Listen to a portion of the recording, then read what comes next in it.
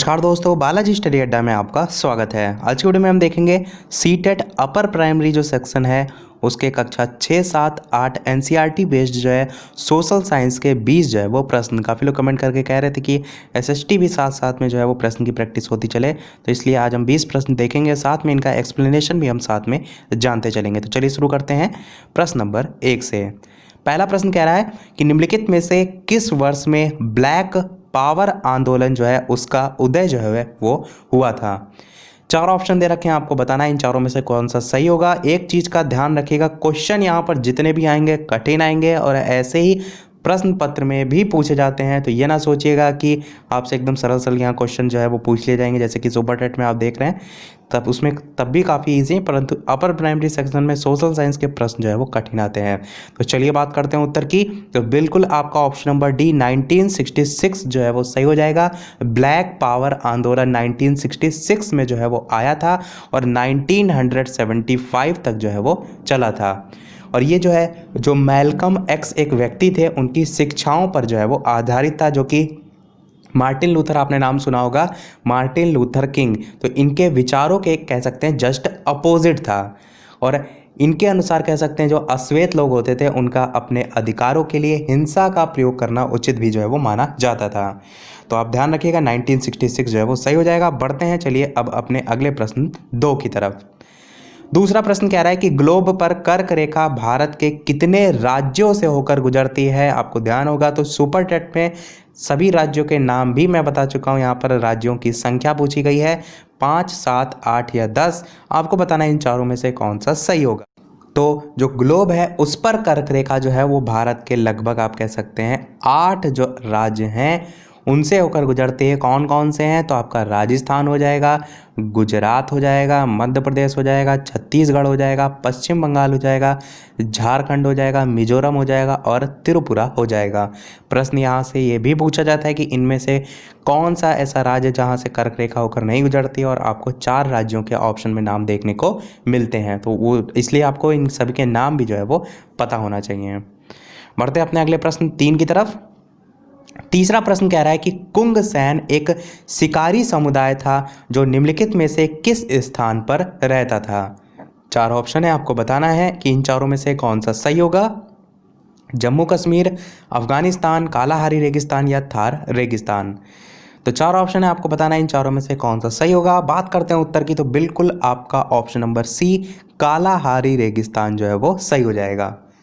Kalahari जो रेगिस्तान है इसकी बात करते हैं तो जो कुंग सैन है, ये कह सकते हैं जो कालाहारी रेगिस्तान है इसमें रहने वाले एक शिकारी समुदाय जो है उसको जो है वो कहा जाता है कुंग सैन। और ये भी कहा जाता है कि पहली बार 1870 में जो अफ्रीकी देहाती समूह है उनका सामना करने के बाद ये समुदाय दुनिया की नज़रों में जो है वो आया था। तो आपका कुंग सैन ध्यान रखिएगा, कालाहारी रेगिस्तान जो है इससे संबंधित है। पढ़ते अपने अगले प्रश्न 4 की तरफ कि पवन की गति निम्नलिखित में से किस यंत्र से जो है वो मापी जाती है। 4 ऑप्शन दे रखे हैं, आपको बताना है इन चारों में से कौन सा सही होगा। ऑप्शन ए, बी, सी या डी। तो चलिए बात करते हैं उत्तर की। तो बिल्कुल आपका ऑप्शन नंबर सी, नाम ध्यान रखिएगा, एनीमोमीटर। इस टाइप के काफ़ी प्रश्न पूछे जाते हैं, तो एनीमोमीटर जो है आपका पवन की गति जो है इससे मापी जाती है। एनीमोमीटर जो है वो सही हो जाएगा। अगला प्रश्न देखते हैं 5वां। निम्नलिखित में से कौन सा कथन गणों और संघ के विषय में सही नहीं है, आपको जो है वो बताना है। तो एक गण या संघ में कई शासक थे, ये आपका बिल्कुल सही है। वे सभाओं में मिलते थे, ये भी आपका सही है। वे चर्चा और बहस द्वारा निर्णय लेते थे, ये भी सही है। परंतु चौथा ऑप्शन आपका गलत हो जाएगा कि महिलाएं और दास भी सभाओं में भाग ले सकते थे। ये गण और जो संघ है उसके विषय में कह सकते हैं सही नहीं है। महिलाएं, दास और जो कमज़ोर वर्ग था उस समय वो इसमें भाग जो है वो नहीं ले सकता। तो आपका ऑप्शन डी जो है वो सही हो जाएगा। देखते हैं अगला प्रश्न 6 कि स्वाधीनता हमारा लक्ष्य है और हिंदुत्व ही हमारी आकांक्षा पूरी कर सकता है। ये कथन जो है वो किसका है। 4 ऑप्शन दे रखे हैं, अरविंद घोष, लोकमान्य तिलक, देवेंद्रनाथ टैगोर या राम गोपाल घोष, और आपको बताना है कौन सा सही होगा। बात करते हैं उत्तर की, तो बिल्कुल आपका अरविंद घोष जो है सही हो जाएगा। ये इन्हीं का कथन है कि स्वाधीनता हमारा लक्ष्य है और हिंदुत्व ही हमारी आकांक्षा पूरी कर सकता है। बढ़ते हैं अगले प्रश्न 7 की तरफ कि निम्नलिखित में से किसने भारतीय राष्ट्रीय कांग्रेस यानी कि आईएनसी की स्थापना जो है वो की थी। तो 4 ऑप्शन दे रखे हैं, आपको बताना है भारतीय राष्ट्रीय कांग्रेस की स्थापना किसने की थी। बात करते हैं उत्तर की, तो बिल्कुल आपका option number C A.O. Hume जो है वो सही हो जाएगा। कब की थी, तो ये भी प्रश्न पूछा जाता है, 1885 में जो है वो की थी A.O. ह्यूम ने। बढ़ते हैं अपने अगले प्रश्न 8 की तरफ कि भारत में वृहद पैमाने पर जूट की खेती निम्नलिखित में से किस नदी क्षेत्र में जो है वो की जाती है। गंगा, सिंधु, हुगली या दामोदर। 4 ऑप्शन दे रखे हैं, आपको बताना है कौन सा सही होगा। बात करते हैं उत्तर की, तो आपका हुगली बिल्कुल ध्यान में रखिएगा। हुगली नदी घाटी क्षेत्र जो है वो वृहद पैमाने पर जूट की खेती के लिए जो है वो प्रसिद्ध है, या जूट की खेती जो है वो की जाती है। अगला प्रश्न देखते हैं 9वां कि निम्नलिखित शहरों में से किस शहर में संविधान सभा का पहला सत्र जो है वो आयोजित किया गया था। नई दिल्ली, कोलकाता, मुंबई या लाहौर। 4 ऑप्शन दे रखे हैं, आपको बताना है निम्नलिखित शहरों में से किस शहर में संविधान सभा का पहला सत्र जो है वो आयोजित किया गया था। बात करते हैं उत्तर की, तो बिल्कुल आपका ऑप्शन नंबर ए सही हो जाएगा, यानी कि नई दिल्ली। सन भी ध्यान रखिएगा, तो 1946 में जो है संविधान सभा का पहला सत्र जो है 1946 में नई दिल्ली में आयोजित किया गया था। अगला प्रश्न देखते हैं 10वां कि नीचे दिया गया आरेख दिन विशेष पर पृथ्वी की स्थिति को दर्शाता है। ABCD जो आप देख पा रहे हैं तथा पृथ्वी जो है ये स्थितियां हैं, कौन सी स्थिति में दिन का प्रकाश सबसे ज़्यादा घंटे तक रहेगा। ऑप्शन ABCD इस टाइप से CDAB 4 ऑप्शन दे रखे हैं और आपके सामने जो है ये चित्र जो है वो बना हुआ है। आपको बताना है कौन सी स्थिति में दिन का प्रकाश सबसे ज़्यादा घंटों तक जो है वो रहेगा। तो चलिए बात करते हैं उत्तर की, तो आपका D जो है वो बिल्कुल सही हो जाएगा, यानी जो D यहाँ पर बिंदु आप देख पा रहे हैं इसके आधार पर आप कह सकते हैं, या इस स्थिति में आप कह सकते हैं दिन का प्रकाश सबसे ज़्यादा घंटों तक जो है वो रहेगा। बढ़ते हैं अपने अगले प्रश्न 11 की तरफ कि निम्नलिखित में से मौर्य साम्राज्य के प्रमुख राजनीतिक केंद्र में कौन शामिल नहीं था। 4 ऑप्शन दे रखे हैं, आपको बताना है इन चारों में से कौन सा सही होगा। ऑप्शन A, B, C या D। तो चलिए बात करते हैं उत्तर की, तो बिल्कुल आपका ऑप्शन नंबर C गिरनार जो है वो सही हो जाएगा, जो कि मौर्य साम्राज्य है उसके राजनीतिक केंद्र में शामिल नहीं था। नहीं वाले प्रश्न जहाँ भी हो, मैं काफ़ी बार बता चुका हूँ कि उसको टिक कर लिया करिए। और बात करें अन्य ऑप्शन की, तो इसमें राजनीतिक केंद्र में आपका पाटलिपुत्र आता है, जो कि इस ऑप्शन में जो है वो नहीं दे रखा है। पाटलिपुत्र जो है क्योंकि राजधानी थी इसलिए आपको अवश्य पता होना चाहिए। तक्षशिला भी आता है आपका, तोशिला भी आता है, उज्जैनी भी आता है, और इसके साथ साथ एक और नाम ध्यान रखिएगा सुवर्णगिरी, ये भी आपको लिखा देखने को मिलता है, तो ये भी ध्यान में रखिएगा।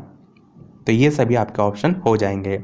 बात करते हैं अगले प्रश्न की। इसके अलावा वीडियो पसंद आ रहा हो तो वीडियो को ज़्यादा से ज़्यादा लाइक अवश्य कीजिएगा, ताकि इसी प्रकार से SST अपर प्राइमरी के लिए और ज़्यादा से ज़्यादा मैं वीडियो बना सकूं। जितने ज़्यादा आप लाइक शेयर करेंगे उतना ही हम इसके लिए और अच्छे से अच्छे प्रश्न लेकर आएंगे। प्रश्न अगला देखते हैं, प्रश्न 12 की निम्नलिखित नदियों में से कौन सी नदी बंगाल की खाड़ी में नहीं गिरती है। पेनार नदी, कावेरी नदी, महानदी या ताप्ती नदी। ये आपका ताप्ती नदी हो जाएगा। तो 4 ऑप्शन दे रखे हैं, आपको बताना है कौन सा सही होगा। तो बिल्कुल आपका ऑप्शन D ही सही होगा, ताप्ती नदी। ताप्ती नदी जो है आपकी अरब सागर में कह सकते हैं खंबात की खाड़ी में जाकर गिरती है, जबकि आपकी पेनार नदी, कावेरी नदी और महानदी ये तीनों बंगाल की खाड़ी में जो है वो गिरती हैं। तो ध्यान रखिएगा ताप्ती नदी आपकी बंगाल की खाड़ी में नहीं गिरती है। अगला प्रश्न देखते हैं 13 कि पर्यावरण संबंधी समस्याएं निम्नलिखित में से किसकी समस्या है। सभी विकासशील देश की, सभी विकसित देश के औद्योगिकरण की, सभी अफ्रीकी देशों की या पूरी दुनिया की। 4 ऑप्शन है, आपको बताना है इन चारों में से कौन सा सही होगा। तो चलिए बात करते हैं उत्तर की, तो बिल्कुल आपका ऑप्शन नंबर D पूरी दुनिया की सही हो जाएगा। जो पर्यावरण संबंधी समस्या है, कह सकते हैं किसी विशेष देश या देश के समूह से संबंधित समस्या नहीं है, ये कह सकते हैं एक वैश्विक समस्या है, जो कह सकते हैं पूरी दुनिया को जो है वो अपनी प्रभावित करती है। अगला प्रश्न देखते हैं 14 कि सूरत में जो अंग्रेज हैं उनको फैक्ट्री खोलने की आज्ञा देने वाला पहला मुगल सम्राट कौन था। शाहजहां, अकबर, औरंगजेब या जहांगीर। इस प्रकार से 4 ऑप्शन दे रखे हैं, आपको बताना है इन चारों में से कौन सा सही होगा। बात करते हैं उत्तर की, तो जी बिल्कुल आपका ऑप्शन नंबर D जहांगीर बिल्कुल सही हो जाएगा कि सूरत में अंग्रेजों को फैक्ट्री खोलने की आज्ञा देने वाला पहला मुगल सम्राट जहांगीर जो है वो था। अगला प्रश्न देखते हैं 15 कि निम्नलिखित में से क्या लोकतांत्रिक जो मूल्य हैं उनका समकालीन जो है उनके नहीं है। निर्णय लेने में जनता की भागीदारी, शक्ति का केंद्रीकरण, समान मतदान का अधिकार या विविधता की सुविधा। तो 4 ऑप्शन दे रखे हैं, आपको बताना है इन चारों में से कौन सा जो है वो लोकतांत्रिक मूल्यों के समकालीन नहीं है। बात करते हैं उत्तर की, तो आपका ऑप्शन नंबर बी सही होगा, शक्ति का केंद्रीकरण। यहाँ पर केंद्रीकरण ना होकर यदि विकेंद्रीकरण लिखा होता तो आपका बिल्कुल सही होता। केंद्रीकरण लिखा इसलिए यहाँ पर ये लोकतांत्रिक जो मूल्य हैं उनके समकालीन नहीं है। आप कह सकते हैं राजनीति में भागीदारिता, जो कि आपका पहला ऑप्शन दे रखा है, उसके साथ साथ जो शक्ति है उसका विकेंद्रीकरण, ये आपकी 2 प्रमुख लोकतंत्र जो हैं उसके महत्वपूर्ण पहलू के अंतर्गत जो है वो आते हैं। बढ़ते हैं अपने अगले प्रश्न 16 की तरफ कि 15वीं सदी के अंत में भारत में वास्को डी गामा का जो पदार्पण है वो कहाँ हुआ था। 4 ऑप्शन दे रखे हैं, आपको बताना है इन चारों में से कौन सा जो है वो सही होगा, ऑप्शन ए, बी, सी या डी। तो चलिए बात करते हैं उत्तर की, तो बिल्कुल आपका ऑप्शन नंबर सी जो है वो सही हो जाएगा। कालीकट जो है इसमें हुआ था।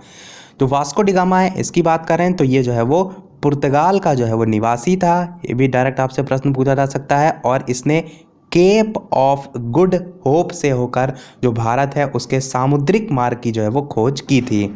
और ये कालीकट कब पहुंचा था, तो 20 मई 1498 में जो है ये कालीकट जो है वो पहुंचा था, 1498 में। अगला प्रश्न देखते हैं 17। प्रश्न है आपका कि निम्नलिखित में से किसने पाखंडी जो ब्राह्मण हैं और उनके अवसरवादी शास्त्र हैं उनसे निम्नलिखित जाति को बचाने का कार्य किया। तो ज्योतिबा फूले, महात्मा गांधी, श्री नारायण गुरु या टी लाल कृष्ण माधवन। 4 ऑप्शन दे रखे हैं, आपको बताना है इन चारों में से कौन सा सही होगा। चलिए बात करते हैं उत्तर की, तो बिल्कुल आपका ऑप्शन नंबर 1 ज्योतिबा फूले जो है वो सही हो जाएगा। ज्योतिबा जो फूले हैं इन्होंने अपने जो संगठन है सत्य शोधक समाज, इसका नाम ध्यान रखिएगा, सत्य शोधक समाज, और उसके साथ साथ लेखन के माध्यम से भी जो जाति व्यवस्था है या पाखंड है या ब्राह्मण, ये सारी जो कुरीतियाँ उस समय व्याप्त थीं उन पर अंकुश लगाने में महत्वपूर्ण भूमिका जो है वो निभाई थी ज्योतिबा फूले ने। बढ़ते अपने अगले प्रश्न 18 की तरफ कि सिखों के निम्नलिखित गुरुओं को कालक्रम की दृष्टि से सजाइए और दिए गए कोट का उपयोग करते हुए सही उत्तर का चयन कीजिए। तो तेग बहादुर, हर राय, ये हर राय जो है इसको शॉर्ट फॉर्म में लिख दिया इन्होंने, ये हर गोविंद राय इनका पूरा नाम है, गोविंद सिंह और हर किशन। इसको आपको सीरियल से लगाना है जो इनका कालक्रम था उसके आधार पर, और नीचे 4 ऑप्शन भी दे रखे हैं। तो चलिए बात करते हैं उत्तर की, तो आपका ऑप्शन नंबर डी सही हो जाएगा, 2, 4, 1, 3, यानी कि सबसे पहले नाम आएगा हरगोविंद राय का, उसके बाद नाम आएगा हर किशन का, उसके बाद नाम आएगा तेग बहादुर का, और लास्ट में नाम आएगा गोविंद सिंह का। तो इस प्रकार से जो है सीरियल हो जाएगा। इनमें और भी बहुत से सिख गुरु हैं, उनमें अगर यदि सीरियल की बात करें, गुरु नानक, अंगद, अमरदास, रामदास, अर्जुन, हर गोविंद, हर राय, हर किशन, तेग बहादुर, इस टाइप से और भी बहुत से सिख गुरु आपको ऑप्शन में देखने को मिल सकते हैं। बात करते हैं लास्ट हमारा 19 प्रश्न, और एक प्रश्न हम इसके बाद आपसे भी पूछेंगे। तो लास्ट में जो प्रश्न पूछेंगे उसका वीडियो के मेन कमेंट में आपको उत्तर बताना होगा। और इसके अलावा वीडियो अभी तक आपने लाइक ना किया हो तो वीडियो को लाइक अवश्य कर दीजिएगा। इतनी सारी इन्फॉर्मेशन हम आपको प्रोवाइड करा रहे हैं तो एक लाइक तो आपका बनता ही है। चैनल पर नए आए हो तो सब्सक्राइब भी अवश्य कीजिएगा ताकि हमारे साथ आप जुड़ सकें। तो चलिए देखते हैं प्रश्न की निम्नलिखित वक्रों में कौन सा वक्र यू आकार का जो है वो नहीं होता है। 4 ऑप्शन दे रखे हैं, आपको बताना है इन चारों में से कौन सा सही होगा। औसत लागत वक्र, औसत परिवर्तनशील लागत वक्र, सीमांत लागत वक्र या औसत स्थिर लागत वक्र। इस प्रकार से 4 ऑप्शन दे रखे हैं, आपको बताना है कौन सा जो है वो सही होगा। तो चलिए बात करते हैं उत्तर की कौन सा सही होगा। तो बिल्कुल आपका ऑप्शन नंबर डी सही हो जाएगा। औसत स्थिर लागत वक्र जो है ये वक्र यू आकार का जो है वो नहीं होता। बाकी अन्य ऑप्शन आप जो देख पा रहे हैं ये जो है वो हो जाएंगे। तो चलिए अब देखते हैं अपना लास्ट प्रश्न। जैसे कि सभी वीडियो में हम आपसे एक ना एक प्रश्न पूछते हैं। इस वीडियो का आपके लिए प्रश्न ये है कि निम्नलिखित ग्रहों में से कौन सा ग्रह जोवियन ग्रह जो है वो है। तो 4 ऑप्शन है, बुध, शुक्र, मंगल, बृहस्पति। इन चारों में से कौन सा सही होगा वीडियो के मेन कमेंट में टाइप करके अवश्य बताइएगा। इसका जो उत्तर है वो हम अगला वाला जो पार्ट है वो लाएंगे, उसमें जो है वो देखेंगे। तो जोवियन ग्रह जो है कौन सा ग्रह है इन चारों में से वो आपको जो है बताना है। तो इसी के साथ हमारा आज का ये पार्ट समाप्त होता है। आज के वीडियो में इतना ही। वीडियो पसंद आया हो लाइक अवश्य कीजिएगा, नए हैं चैनल पर सब्सक्राइब जरूर कीजिएगा। चलिए मिलते हैं अगले वीडियो में नए टॉपिक के साथ। तब तक के लिए नमस्कार। Thank you for watching.